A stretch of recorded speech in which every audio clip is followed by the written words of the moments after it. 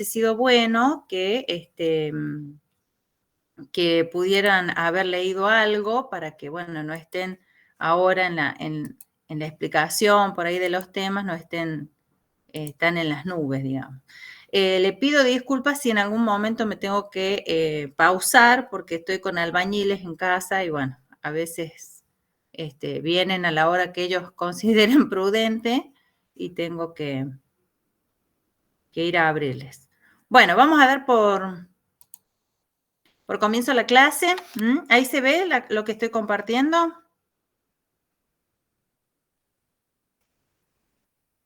Sí, profe, sí. Sí, profe. Bueno, la idea era trabajar e iniciar la unidad 1 y si bien nosotros no vamos a terminar, bueno, nos va a quedar la parte de métodos, pero eso lo vamos a profundizar igual en proceso de investigación, cuando veamos la parte metodológica, los diseños y demás. Lo que sí vamos a adentrarnos en lo que es la evolución histórica de la ciencia, ¿sí? Por eso me planteaba, ¿por qué no puedo pasar? Esperen un ratito. Profe, póngalo en pantalla completa. Arriba de la palabra insertar está para reproducir, capaz que lo pueda pasar. Insertar. Arriba, sí, arriba de insertar.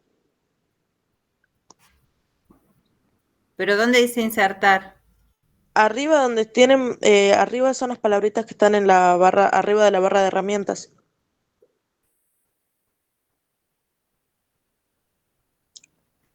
Tiene archivos, inicio y al lado dice insertar. Arriba de insertar hay un cuadradito. Ah, ahí está. ¿Ahí la ven? ¿Ahí sí?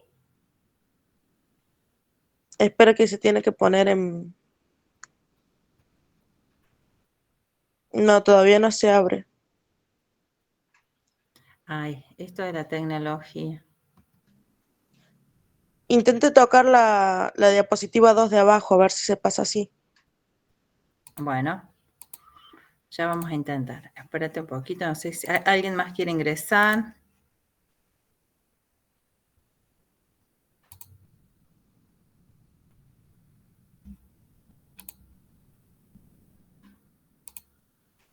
Ahí abajo también tiene un botón, ahí por donde anda usted.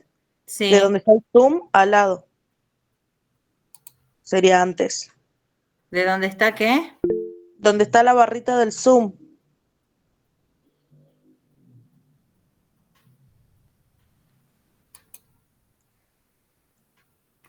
A ver, Ahí espera. sería... ¿Ahí? ¿No? Tampoco. A ver. Los iconos que están abajo a la izquierda. Sí. Sería, está el 72%, está el más, el menos, el primer icono que está al lado. A ver, vamos a intentar.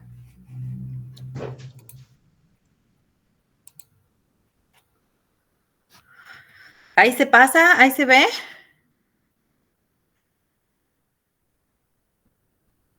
No, no se pasa todavía. No, nada. Ay, qué tremendo esto. Que a mí me pasa perfectamente.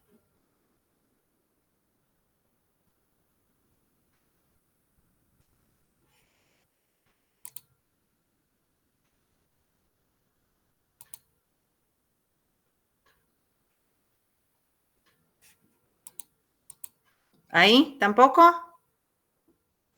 Ahí sí pasó. Bueno, Sí. bueno, veamos ahí entonces. ¿Ah? Bueno, comenzamos. En esta clase lo que vamos a ver como agenda del día son los siguientes temas. La evolución histórica del conocimiento y las formas del conocimiento humano. Algo ya en la introducción o en la primera clase, lo que estuvieron, algo de esto ya hablamos. Lo que yo quiero es que ustedes tengan claridad de los autores, ¿sí? De los autores a los cuales ustedes se van a dirigir para ampliar esta información. Vamos a ver conceptos de ciencia y características del conocimiento científico y por último la clasificación de la ciencia.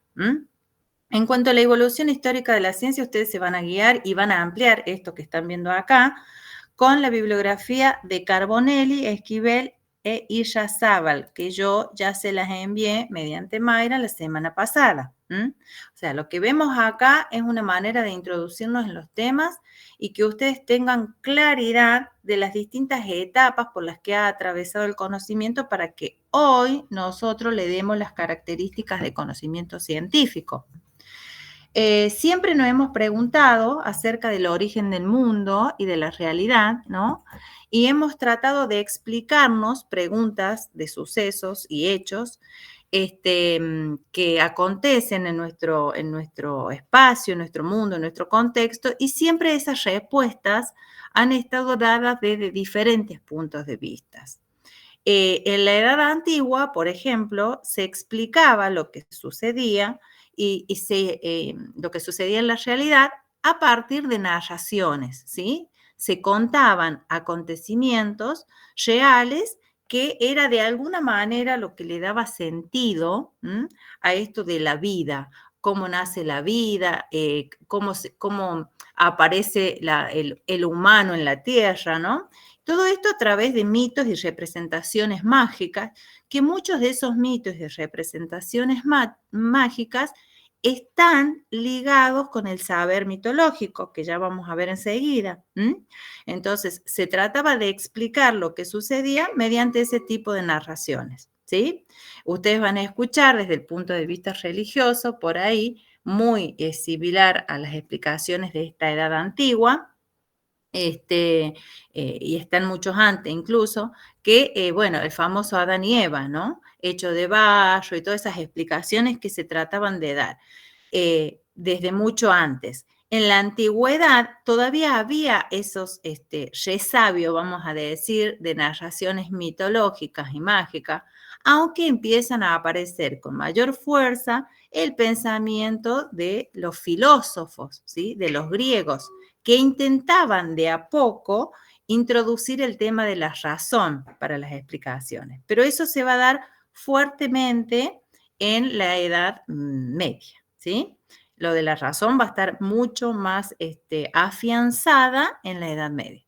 En la Edad Antigua había muchas creencias que ampliamente estaban aceptadas y que la idea era, digamos, poder creer o darle sentido a fuerzas sobrenaturales. Entonces, las explicaciones de lo que sucedía en la Tierra, en el mundo, en nuestro contexto, siempre tenían que ver con algo del más allá, ¿sí? Con algo que no se podía visualizar, ¿no? Entonces, las explicaciones siempre giraban en torno a dioses sobrenaturales.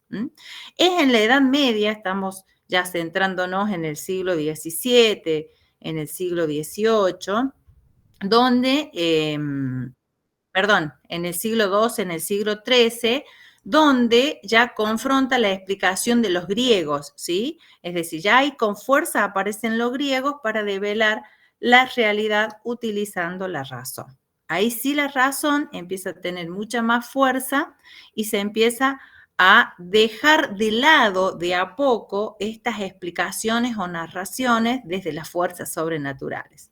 ¿Por qué? Porque es aquí donde aparecen las primeras formulaciones científicas, ¿sí? Recuerden que el trabajo práctico de ustedes, como para que ustedes se vayan adentrando, es la construcción de una línea histórica que nos permita visibilizar, ¿sí? Todos los acontecimientos importantes para llegar a hoy a lo que consideramos como conocimiento científico, ¿sí? Allí podríamos decir, en la Edad Media, siglo XII, siglo XIII, vuelvo a repetir porque recién lo dije mal, aparecen las primeras formulaciones científicas. Allí ya empezamos a hablar de una relación de causa y efecto, ¿sí? Ya las explicaciones no se daban, digamos, por una cuestión de lo natural, de lo sobrenatural, sino que se empezaba a visibilizar esta idea de que a ver, esperen un poquito que acá quieren ingresar. Bueno, se daba esta idea de que bueno, los resultados o las respuestas de los acontecimientos tenían en realidad una causa, ¿sí? Más efectiva que sí se visibilizaba desde los hechos naturales, ¿sí?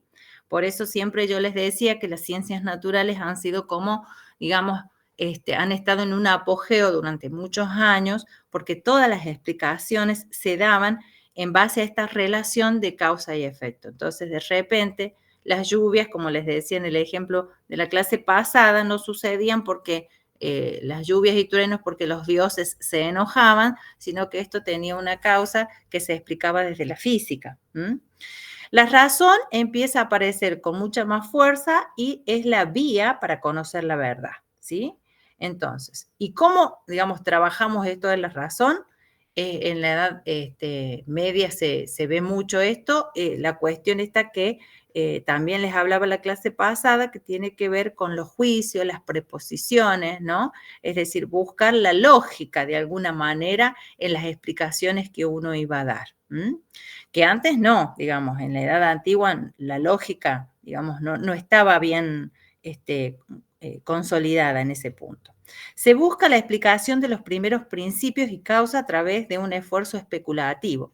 ¿Qué quiere decir esfuerzo especulativo? ¿No? Esto del pensar desde lo abstracto, este conocimiento autónomo, esto que tiene que ver con la razón y el darnos cuenta, en donde empieza a tener mucha importancia, pero después en la edad moderna es donde se consolida, la cuestión de la observación, ¿no? De observar estos hechos, de antes de darle una explicación desde la narrativa, empezar a observarlos y tratar de hacer un esfuerzo especulativo, un esfuerzo de pensamiento para tratar de darle digamos, esta respuesta entendida como verdadera.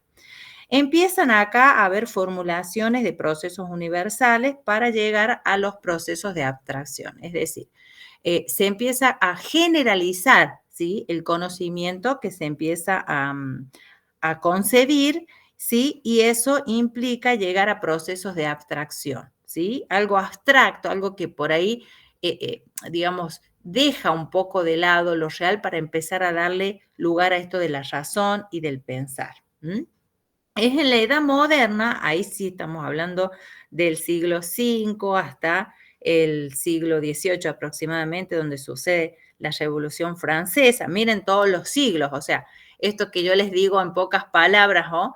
Cómo ha pasado tanto tiempo para que hoy podamos tener los avances que tenemos, porque es en la edad moderna que está marcada en la mayoría de las bibliografías de historia como aquel acontecimiento importante en el mundo que fue el descubrimiento de América, por ejemplo, ¿no? Por eso siglo XV, 1400 y algo, hasta, digamos, ahí se marca la edad moderna, hasta, bueno, lo que conocemos como la Revolución Francesa, que fue, bueno, una revolución que estuvo de alguna manera también relacionada con la revolución industrial. Allí empieza ya, digamos, en esta edad moderna, una nueva confrontación con la realidad, donde ya supera esta especulación de la edad anterior, esta especulación abstracta y el dogmatismo que había en la Edad Media, en donde todavía se jugaban algunas cuestiones de lo religioso, y empiezan a aparecer, ¿sí? Estas importantes aptitudes del científico o del que quería conocer la verdad, que tiene que ver con la observación, que hasta el día de hoy es uno de los instrumentos fundamentales, vamos a decir, al momento, ¿sí? De investigar o de conocer un hecho, ¿sí? Con las características de científico. La observación, y ustedes trabajan muchísimo con la observación de la realidad y la experimentación empiezan a provocar grandes cambios en la vida de la civilización porque allí es donde aparecen los grandes inventos. ¿Cuáles fueron los inventos más importantes de esa época? ¿Alguien me puede responder?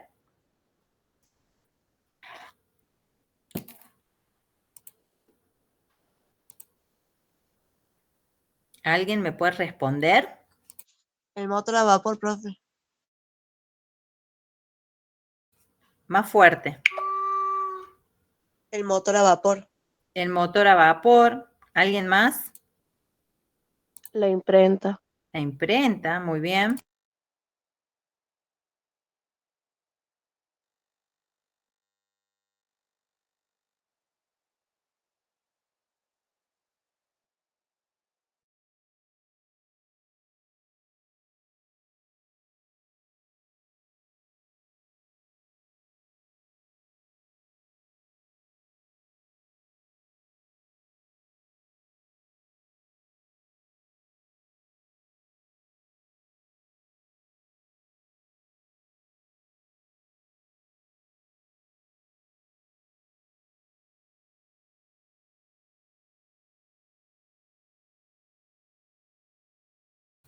Acá estoy de vuelta, fui a abrir la puerta, pero no escuché más que la pólvora.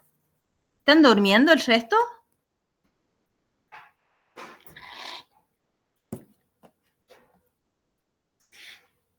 Parece que están durmiendo.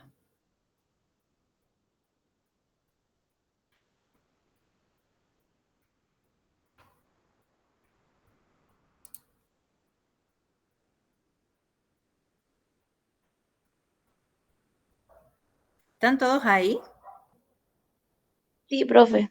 Qué difícil es dar clase así, realmente.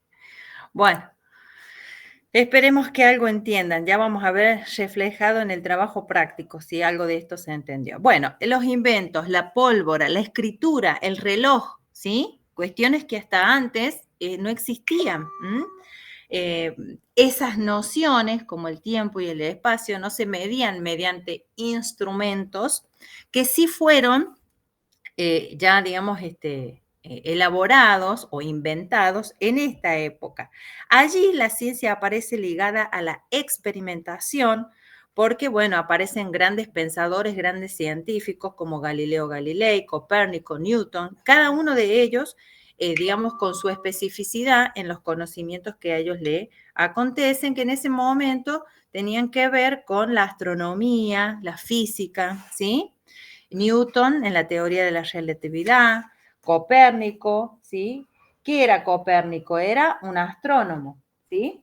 Y ellos habían inventado el telescopio, ¿sí? O sea que los grandes inventos se daban y servían para seguir avanzando en la ciencia, ¿sí? O sea, esos conocimientos permitían el avance de la ciencia. ¿Vamos bien hasta ahí? Sí, profe.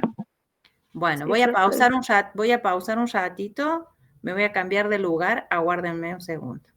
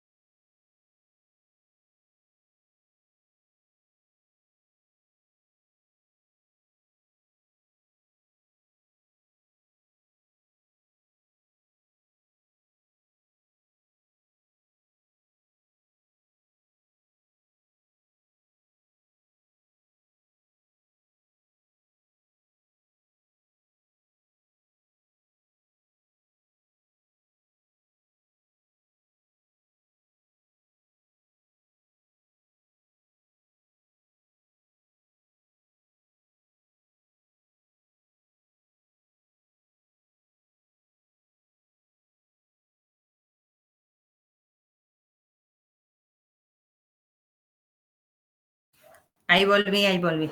¿Están despiertos o ya se durmieron? Sí, profe, acá seguimos.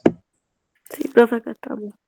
Bueno, alguien está ingresando a esta hora. Es la última que admito, ya no admito más nadie, ya va a terminar la clase. Bueno, sigamos. Entonces hablábamos de la importancia en esta edad, en la edad moderna, la importancia de los inventos y cómo esta ciencia se empieza a ligar a la experimentación y los aportes que brindaban algunos científicos y que a la vez, digamos, de inventar, ¿sí?, instrumentos, permitían avanzar en los conocimientos científicos y entonces, por ejemplo, Copérnico, Galileo Galilei y Copérnico con el invento del telescopio o con esto de darle el sentido a este aparato, pudieron, por ejemplo, descubrir que el Sol era el centro del universo, ¿sí? Entonces digo, acá en esta época lo que vemos es este incipiente nacimiento de la tecnología, ¿sí? La tecnología que, por ejemplo, ustedes considero utilizan muchos instrumentos, ¿sí? De la tecnología que les permite avanzar en el conocimiento, ¿sí? En las investigaciones, en lo que ustedes realmente quieren conocer. Entonces, los instrumentos en esta época tienen como una gran repercusión, ¿sí? Un poco más adelante, y eso ustedes lo van a terminar de enfatizar cuando hagan el trabajo práctico, van a ver que ya en el siglo XVII, XVIII, aparecen nuevas corrientes en donde, por ejemplo, no es que dejan de lado esto de la experimentación y demás, pero empiezan a trabajar fuertemente desde el empirismo, cuyo representante es Bacon, empiezan a aportar esto de la cuestión de verificar empíricamente, ¿sí? El conocimiento, es decir, que se pueda ver a través de nuestros sentidos, a través de la experiencia, por eso ellos basan esa verificación empírica en la experiencia. La importancia de la estadística para la ciencia empieza a tomar como mucho más auge, ¿no? Esto de recolectar datos y poder sistematizar esos datos que yo veo a través de esto empírico, a través de esta verificación empírica, datos que me aportan la realidad. Es Kant quien va a destacar después la razón como fuente de todo conocimiento, y ahí es donde podemos ver, por ejemplo, que este interjuego hasta el día de hoy presente entre lo empírico y la razón van a estar siempre presentes, ¿no? O sea, no hay conocimiento científico si no aplicamos, ¿sí?, las leyes de la razón, la razón como juicio, como preposición, como concepto, como este ejercicio crítico, reflexivo, pero si no tampoco verificamos a través de la experiencia, de lo que vemos en nuestro contexto, en nuestra cultura, y no hay ese interjuego, no hay posibilidad de un conocimiento verdadero o científico, ¿sí? Eso va a estar siempre y hasta el día de hoy, estas dos líneas. Después, lo que ustedes van a ver, que también lo tienen en la unidad, y acá seguimos con los mismos autores, por eso yo arriba le pongo los autores con los que van a trabajar estos temas, tienen que ver con los diferentes tipos de saber, que de alguna manera se relaciona con esto que yo vengo hablando, no es nada nuevo, pero que ustedes van a tener claridad cuando estudien las características de cada uno. A veces uno les pide las características y es como que se van mezclando, y eso a nosotros nos da como la pauta de que no hay, digamos, un aprendizaje verdadero, ¿no? De lo que implica un conocimiento con otro, lo que implica estos diferentes tipos de saberes que se han manejado. Obviamente que cuando hablamos de un saber vulgar, cotidiano, no estamos hablando de nada que tenga la categoría de científico, porque es un saber que lo utilizamos diariamente, ¿sí? En los diferentes contextos en los que nos manejamos, ¿sí? En los distintos ámbitos en los que nos manejamos desde la cotidianeidad. Por eso decimos que es un conocimiento espontáneo, que no se adquiere por un proceso de socialización en realidad, o sea, uno va conociendo porque también va de alguna manera digamos, experimentando en el sentido de, bueno, voy viendo y voy resolviendo a medida que me van pasando las cosas. Sí se basa en la observación directa, y de allí es donde nosotros sacamos algunas cuestiones importantes que nos damos cuenta que sí van a servir para el conocimiento científico. Lo que pasa que acá esta observación directa no es sistematizada. ¿Qué quiere decir eso? Que yo observo, toco la plancha, me quemo, sé que no la voy a volver a tocar, pero no sistematizo nada en base a eso. Es decir, no digo, sí, bueno, la plancha es ser un elemento caliente y al tocar mis huellas digitales puede, no sé, romper la cadena de ADN, no sé, estoy hablando cualquier cosa, pero digo, no hay una sistematización de eso en lo vulgar. Cuestión que sí va a pasar cuando traslademos, cuando veamos las características de ese saber científico, ¿sí? Decimos que el vulgar es superficial, se conforma con lo aparente, es sensible, su criterio de validez es la experiencia sensitiva. Y acá hablamos de sensible y sensitivo. ¿Qué quiere decir? Que se juega mucho la cuestión subjetiva y emocional que tenemos las personas, ¿sí? Damos explicaciones pero, digamos, a veces sin un fundamento lógico, vamos a decir, ¿no? Decimos, no sé, a mí me parece, no sé, yo no podría. Digo, pero es una cuestión de sensibilidad, digamos, ¿no? El criterio de validez de ese conocimiento, de ese saber, tiene que ver con cuestiones subjetivas y emocionales, que no tienen nada en relación a lo objetivo que plantea el conocimiento científico. Decimos que lo vulgar, lo cotidiano también es acrítico, porque, bueno, se apoya en lo que ve inmediatamente, no reflexiona, digamos, mucho acerca del pasado o de las consecuencias, de lo que puede ser una prognosis, de lo que va a venir. Es inmediato, es acrítico, lo dice en el momento, uno lo que va viendo. Vuelvo a insistir, no es sistemático, ¿sí? Es decir, no hay una sistematización de esos datos, por eso vuelvo acá a poner esto de se juegan las cuestiones de las vivencias y las emociones.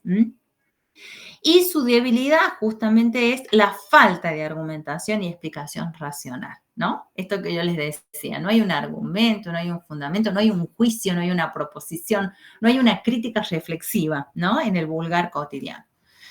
Cuando vamos al mítico religioso, que es otro tipo de saber, allí se juega un poco esto que veníamos hablando en la edad antigua, hay una parte de verdad que externa a la realidad que observamos. Es decir, se juega esto de lo sobrenatural, de lo que va más allá, y tiene un carácter fuertemente dogmático, ¿sí?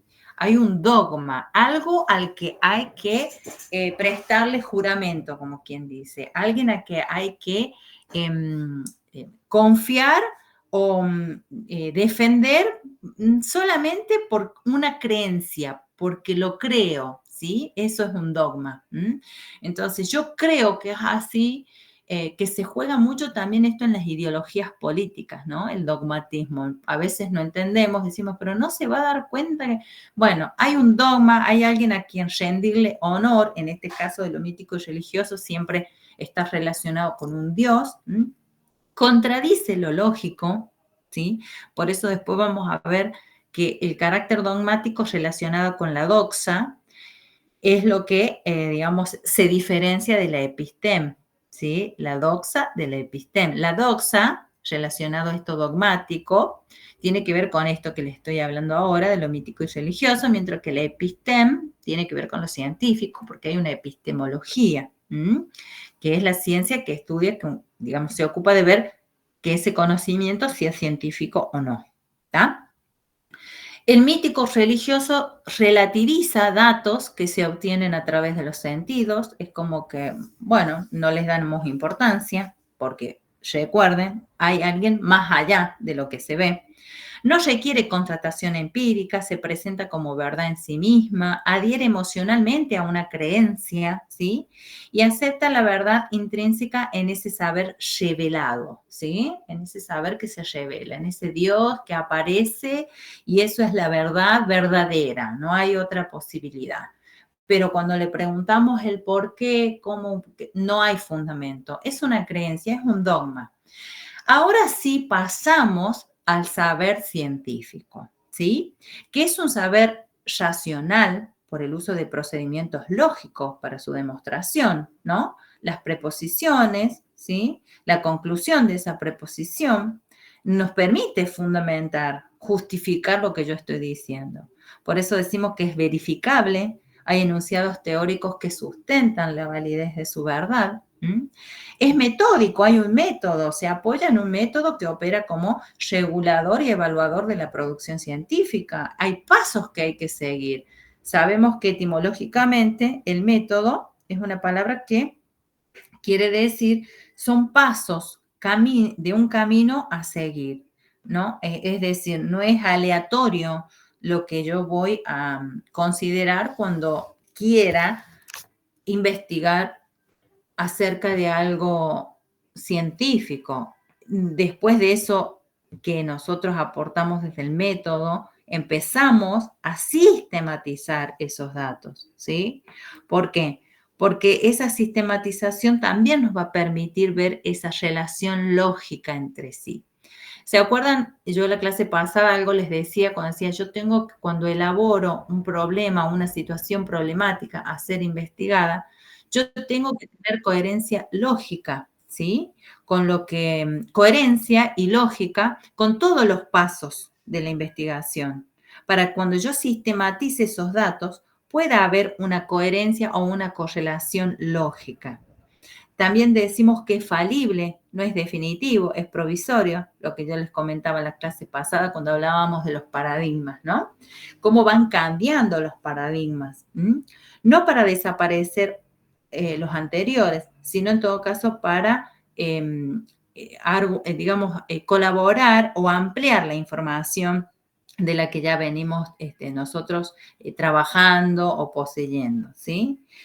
Busca objetividad, pretende ser exacto, no muchas veces es exacto, porque bueno, en las ciencias sociales sobre todo se juega esto de, digamos, la diversidad en lo cultural, en lo social, y sobre todo es comunicable. Es comunicable porque yo tengo que poder dar información acerca de eso que yo he descubierto, porque esa es la parte que me va a permitir a mí mejorar la calidad de vida de las personas. Si no, no tiene sentido.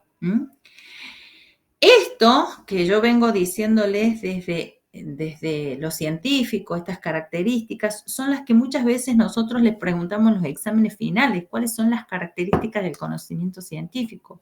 A veces nombran algunos y a veces cuando nombran todas les preguntamos el por qué y no saben responder el por qué. Entonces, más allá de un versito a aprender, es bueno que puedan argumentar y adentrarse en esto del conocimiento científico, por qué decimos que es verificable, por qué decimos que es sistemático, por qué decimos que es falible, que ustedes puedan tener claridad en eso. ¿Vamos bien hasta acá? Sí, profe. Sí, profe. Sí, profe. Ok, buenísimo. Bueno, acá ya tomamos a Carlos Sabino, es decir, esto que yo vengo hablando era de, ¿se acuerdan? Los autores que ahí arriba ustedes lo van a ver, Carbonelli, Esquivel e Irrazábal, que yo ya pasé la bibliografía, y acá vamos a seguir hablando un poquito más de las características del conocimiento científico desde Carlos Sabino, que también se los pasé. ¿Se los pasé o no, Mayra? Carlos Sabino. Klimovsky, ¿quién pasé? No, sí. Paso el libro de Sabino, me parece, ya chequeo bien y ya le digo. Ah, bueno. Me parece que lo pasé, si no se los paso ahora cuando termino la clase, pero bueno, son los autores que ustedes mismos pueden incluso buscarlos y lo van a encontrar a Carlos Sabino. Él, digamos, va a hablar también de las características del conocimiento científico y va a ampliar esto que yo les decía recién, que no se queden con las características como un versito a relatar, sino que puedan profundizar, digamos, en qué implica cada una de esas características, ¿sí? Él dice que el conocimiento científico es producto de un proceso sistemático. Ese proceso sistemático implica a la vez contrastar entre la teoría, el modelo conceptual del que nosotros vamos a hablar con estos datos empíricos, ¿sí? La única manera válida, dice Carlos Sabino, de considerar que este conocimiento sea científico es que podemos nosotros comprobar esas afirmaciones a través de la evidencia, ¿sí? Esto que yo digo desde la teoría, que cuando yo vaya a la realidad, esto me aparezca. ¿Se acuerdan del ejemplo que yo daba de los bebés? Bueno, no es una cuestión caprichosa, si duerme boca abajo, si duerme boca arriba, sino que cuando yo vaya a ver esa realidad, esto se pueda contratar y podamos definir si es un conocimiento o no, que tiene rasgos de científico, porque hay toda una exploración, hay todo, como dice él, un proceso sistemático que me lleva a tener ese producto, ¿sí? El conocimiento científico, dice Carlos Sabino, se basa en la aplicación de un método de investigación, ¿sí? No es que yo así por capricho digo, bueno, voy a hacer esto así, voy a hacer... No, hay todo un método, ¿sí? Que ustedes lo van a ver bien cuando trabajemos investigación. Y ese método implica pasos a seguir que tienen una cronología. No es que yo decido empezar por el paso 5. No, primero tengo que tener en claro a dónde, qué voy a investigar, después tengo que observar eso que voy a investigar, después tengo que poder profundizar teóricamente sobre eso que quiero investigar. Es decir, hay pasos que se siguen en ese proceso y esos pasos es lo que conocemos como el método de investigación. Eso va a permitir, dice Carlos Sabino, no solamente construir conocimientos, sino también evaluar la validez de ese conocimiento, si es válido o no y si es aplicable o no, ¿sí? Mediante procedimientos rigurosamente establecidos, ¿sí? Y yo aquí le agregaría si esa aplicabilidad se da en todos los contextos, ¿sí? Y si realmente hablamos de la generalización del conocimiento científico. Por eso, acá en esta parte, a mí me lleva a pensar esto que hablábamos recién cuando decíamos pretende ser exacto, ¿sí? Pretende ser exacto. Siempre va a ser exacto o va a ser verdadero hasta que aparezca otra investigación y otra teoría que se construye a través de este proceso, no es una teoría que aparece de la galera, y diga, no, esto no es así por tal y tal cosa, ¿sí? En el mientras tanto, eso va a ser válido y va a ser aplicable, ¿sí? Si volvemos al ejemplo, ¿no? De los bebecitos, ¿sí? Eso va a ser válido para una comunidad de científicos médicos, ¿sí? Hasta que, bueno, hasta que aparezca otro y se va a aplicar así, ¿no? Y eso pasa muchas veces con las vacunas, bueno, con cualquier procedimiento, ¿no? Que uno ve que se aplica.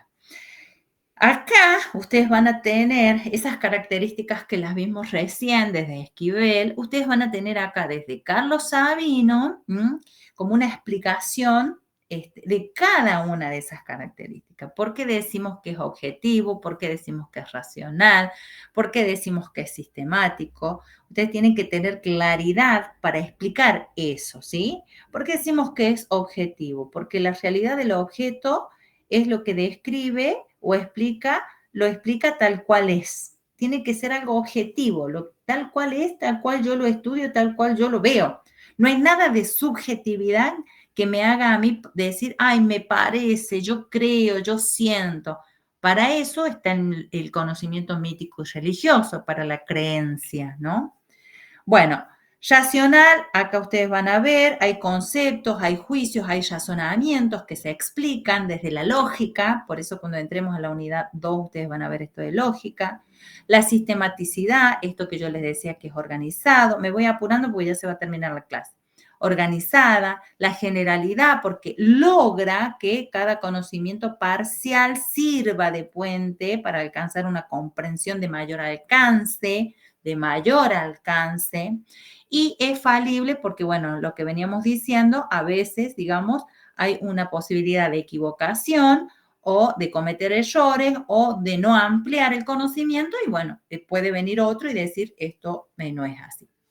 Ya terminando, esta es la última parte, el concepto de ciencia, ustedes lo van a estudiar de Mario Bunge, que es lo mismo que vinimos diciendo recién, que es un conjunto de conocimientos racionales, esto de la razón, ciertos o probables, esto de lo falible, que obtenidos mediante una manera metódica, el método, y verificado en su contrastación con la realidad, lo empírico, se sistematizan organizadamente haciendo referencia a objetos de una misma naturaleza cuyo contenido son susceptibles de ser transmitidos. Cuando yo digo haciendo referencia a objetos de una misma naturaleza, quiero decir que si yo soy psicopedagoga y mi objeto de estudio es el aprendizaje, ese objeto de la, digamos, lo que yo investigue para ampliar el conocimiento de ese objeto de estudio tiene que ser de la misma naturaleza. No me voy a poner a investigar astronomía para aportar al sujeto en situación de aprendizaje. Tiene que ser un aporte o un conjunto de conocimientos que, digamos, tengan que ver, sean referentes a ese objeto de una misma naturaleza. ¿Se entiende hasta ahí? Que yo pueda ampliar el campo de lo que yo, digamos, ya vengo conociendo. Y por último, ustedes van a tener que clasificar y estudiar bien también la clasificación de la ciencia, que un poquito ya lo hablamos, ciencias fácticas y ciencias formales, ¿sí? Las características de cada uno en cuanto a su objeto, su método, su enunciado y su verdad. Para que no se nos vaya la hora, igual esto algo ya vimos, ahí Mayra les va a pasar este práctico es el que ustedes tienen que hacer y entregármelo hasta el viernes, porque ya la semana que viene estamos con mesas de examen y yo necesito tener ya corregido por lo menos el práctico 1 y ustedes van a tener que hacer esta actividad, ¿sí? Ustedes tienen que ampliar, digamos, hacer una construcción de esta línea histórica que contemple acontecimientos importantes que definan etapas de progresos y discontinuidad. Acá hay libertad de acción. ¿Qué quiero decir? Que más allá de la bibliografía aportada desde la cátedra, ustedes pueden ampliar esa información siempre que tenga veracidad y pueden enriquecer, por ejemplo, que no hemos visto en profundidad, a propósito, la etapa más contemporánea, ¿sí? De cuáles son los descubrimientos, esto de la tecnología, la inteligencia artificial. Ahí ustedes pueden, digamos, ampliar con su propia ingeniosidad, vamos a decir. ¿Vamos bien hasta acá? Porque ya nos queda un minuto. Sí, profe. ¿Sí? Bueno. Profe. ¿Hay alguna pregunta? Este Power yo no tengo problema. Bueno, ya se los deben haber sacado fotos ustedes, pero digo, no, y el práctico lo tiene Mayra, así que el práctico les va a mandar una fotito Mayra de esto que están viendo ahora. ¿Venimos bien hasta ahora? Sí, profe. Sí, profe. Bueno, Sí, profe. ¿hay alguna pregunta? No. ¿No? No, profe. Bueno, quedó clara la clase. Profe, Diga. sería básicamente hacer una línea histórica sobre cómo el humano ha adquirido saberes en el tiempo.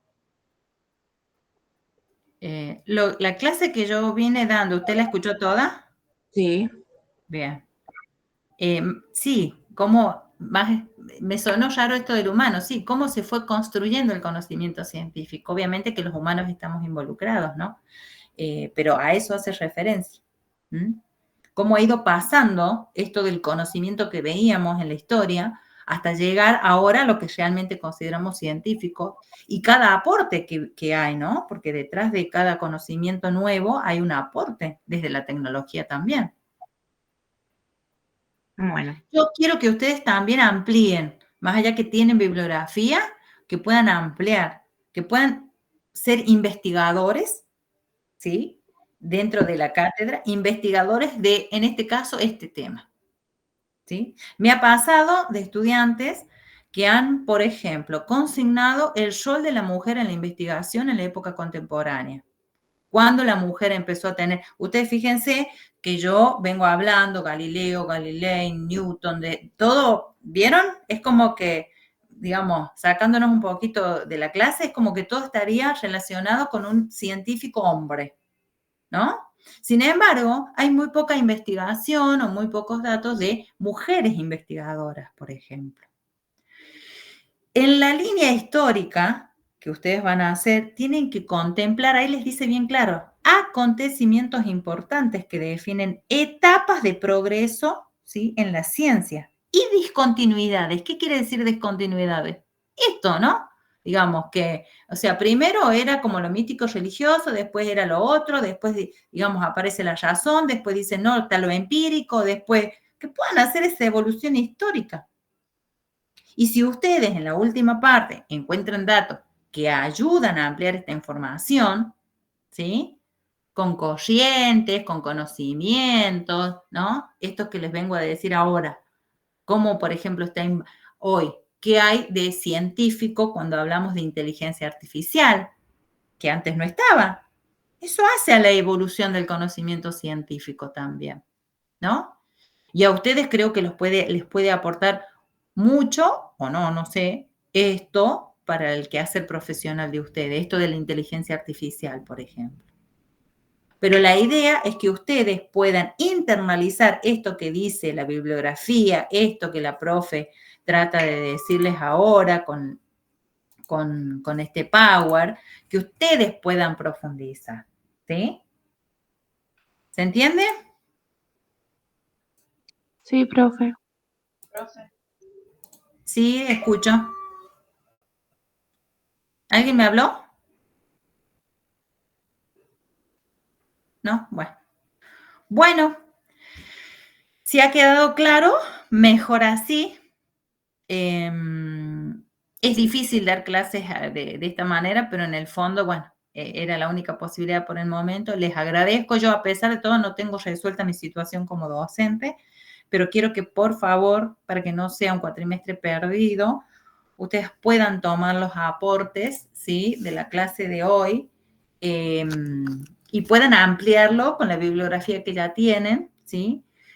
Aprovechen estas horas, que se supone que pertenecen a la clase de esta materia, aprovechen estas 2, 3 horitas que les quedan, traten de leer ahora que tienen fresco esto que yo les voy diciendo, agarren, tomen los apuntes, marquen esto que han visto, porque yo les he citado los autores con los que hemos trabajado, y traten de empezar el trabajo para que no les agarre a último momento, cortar y pegar, ¿sí?, como suelen hacer a veces. Entran a una página, Google, entran a imágenes, línea histórica, cortan y pegan. No es la idea, ¿sí? La idea no es entrego el trabajo para aprobar. La idea es hago el trabajo para aprender. Son 2 conceptos distintos. Así que traten de aprovechar estas horitas, ¿sí?, que tienen medianamente fresco esto, y por favor, mano a la obra con el práctico número 1, ¿sí? Profe, ¿Listo? ¿cómo se lo presentamos al trabajo? ¿En qué formato? Bien, está buena la pregunta. Sí, yo en un momento pensaba, digo, que ustedes elaboren un Power y puedan exponerlo, pero me parece que eso va a llevar mucho tiempo. Así que por ahí en formato, no sé si quieren en un formato PDF, en Word, ¿sí? Algo escrito que yo después lo pueda leer tranquilamente. Ustedes pueden incorporar imágenes, pueden incorporar, bueno, queda la creatividad de ustedes, ejemplos. Decime, Yasmín. Profe, Yo quería preguntar si habilita el campus o si se lo mandamos a Mayra nomás. Ya voy a ver si puedo habilitar el campus. En otras materias lo he hecho. Ya voy a ver ahora porque como yo no figuro, yo no... Vieron que ahí está teacher, titular, teacher. Bueno, yo no, como que no sé si yo puedo ingresar porque yo no soy la titular por el momento. Y entonces ya voy a ver si puedo ingresar bien. Y si no, nos manejamos o con Mayra o yo a través de Mayra les doy mi dirección de correo.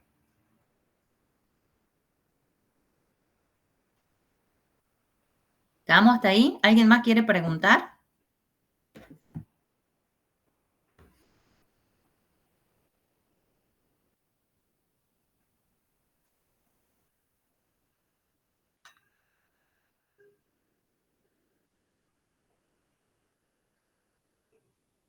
no, profe.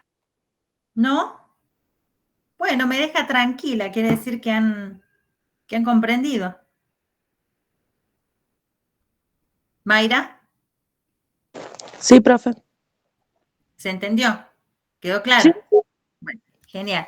Bueno, les agradezco entonces que se hayan conectado. Sí, yo como le comenté a Mayra a las 9:30 iba a llegar tardecito. Tengo una reunión, es importante porque eso define también mi rol en el hospital. Así que, bueno, la idea era introducirlos en el tema, que ustedes no pierdan de acceder a los temas de la unidad 1 y que puedan ir avanzando con la lectura de la bibliografía. Más allá del trabajo práctico que tiene que ver con que ustedes puedan responder a una actividad práctica, lo que a mí me interesa es que puedan profundizar, ¿sí? Que puedan profundizar, que se sienten, que lean y que estudien. Si no hay nada más para decir, entonces, bueno, nos vemos posterior a las mesas de examen. Nos vemos, profe. Chau, chau. Chao, Suerte. profe. profe. Gracias. Chau, chau.